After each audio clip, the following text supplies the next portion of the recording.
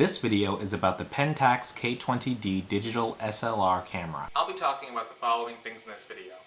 What I like about the camera, what I don't like about the camera, how to use older Pentax lenses with the K20D, how to format the memory card, and finally, how to upgrade the camera's firmware.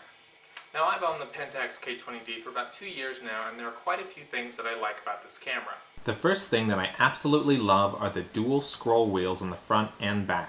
They allow you to adjust the aperture and shutter speed easily and independently. Other cameras on the market typically only have one scroll wheel, making it difficult to use in manual mode. Another thing I love about this camera is that most of the controls are very intuitive. When I first got the camera, I was able to figure out about 90% of the controls within 10 minutes, having never even used a digital SLR before. The camera also has a very nice weight to it, which some people don't like, but I like it because it helps me to steady shots that have slower shutter speeds. Another thing I absolutely love is the separate autofocus button on the back. Normally you can press the shutter button halfway down to engage the focus, but this separate button has been very handy in many situations. The picture review controls are also great. They are very intuitive and make reviewing your pictures a breeze. You can easily zoom in and out, return to a full view by pressing OK, quickly go to a folder view, and see the details of each picture. The battery life is also great. There have been quite a few times where I've shot over 600 photos in a session and still had plenty of battery life left. Finally, the behavior of the camera is very customizable through the Customs Settings menu. It contains everything from autofocus beeping to button function assignment. Now for the things I don't like about the K20D. The biggest problem I've had with it is hot pixels. When I first got my camera, it took me a short time to notice that I had several colored spots, or hot pixels, showing up in many of my photos. Needless to say, I was very upset, but luckily I was able to exchange the first camera for another one that rarely shows hot pixels. Pentax has acknowledged that hot pixels do show up sometimes when using the 2-second timer, but that's not the problem that I'm talking about. In my experience, I have had hot pixels show up in all modes in the camera. Even with this camera, I will occasionally still get hot pixels that show up. While this problem is easily fixed in any photo editing software, it can be a huge pain and should never have been an issue. The next thing I really don't like is the interval shooting mode. This is the mode that allows you to take many pictures over a long period of time. The K20D only allows you to take up to 99 pictures in this mode, which in my opinion isn't nearly enough. Also, the battery life will not last for all 99 shots unless the interval is very short. Next, the in-camera filtering and editing options really aren't very clear or intuitive at all. They're confusing and don't really allow a lot of control over what the final image will actually look like. Also, for some reason, the effects filters don't always seem to show up in the preview mode.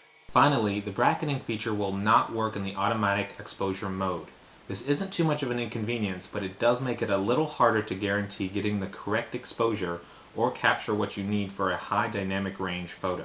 Now overall, I think that the Pentax K20D is a great camera, and I'm very happy that I bought it, and there's no way I'm ever going to sell it. I would highly recommend that if you're interested, you go for it. Now I'm going to show you how to use older lenses with the Pentax K20D. One of the great things about Pentax cameras is that they have remained compatible with older Pentax lenses. The first thing you will need is an older Pentax lens or compatible brand that goes with the K mount. This means most Pentax lenses made after 1975. This is the procedure you need to follow in order to use an older lens.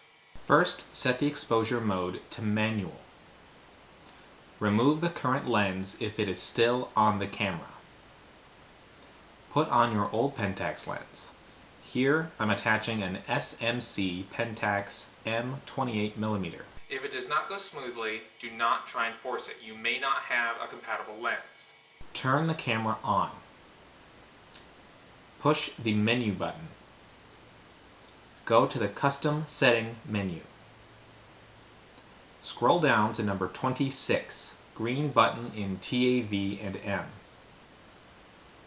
Push the right arrow button. Scroll down to option 2, TV Shift. Press the OK button. Continue scrolling down to number 36, using aperture ring.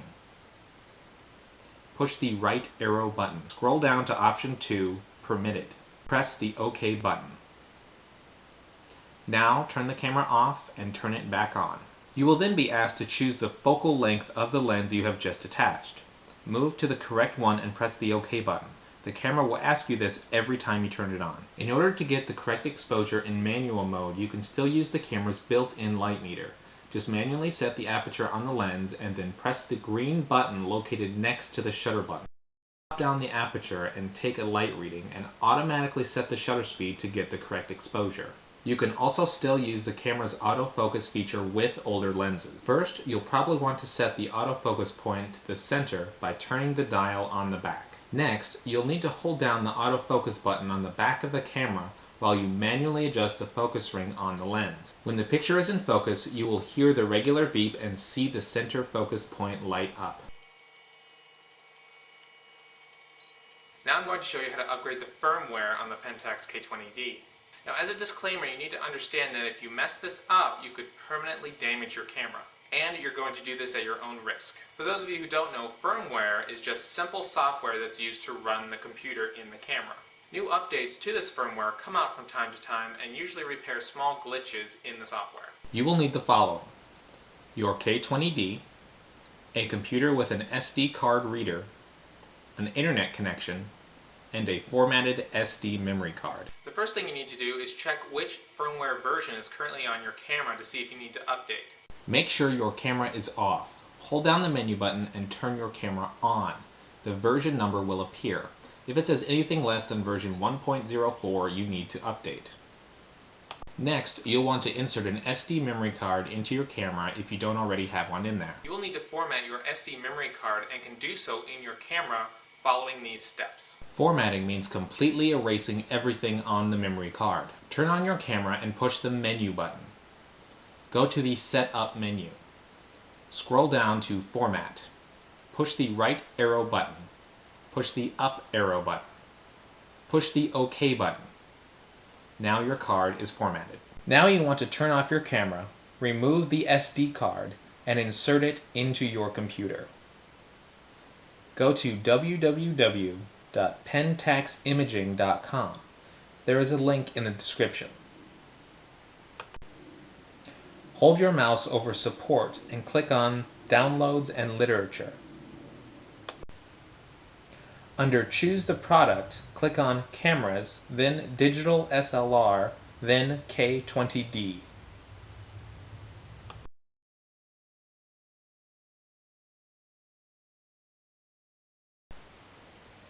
Under Here are the available downloads, click the box next to Firmware, then click the Submit button. Scroll down to the bottom of the page and download either the Mac or Windows file. I had some trouble with the Windows file, so I just downloaded the Mac file instead. Once downloaded, double-click on the file and extract the two files included, the README text file and the Update BIN file. Copy the BIN file directly to your SD memory card.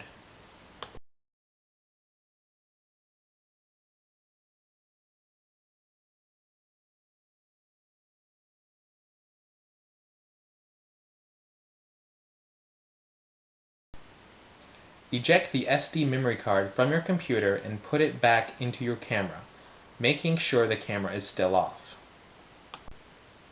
Hold down the menu button while turning the camera on.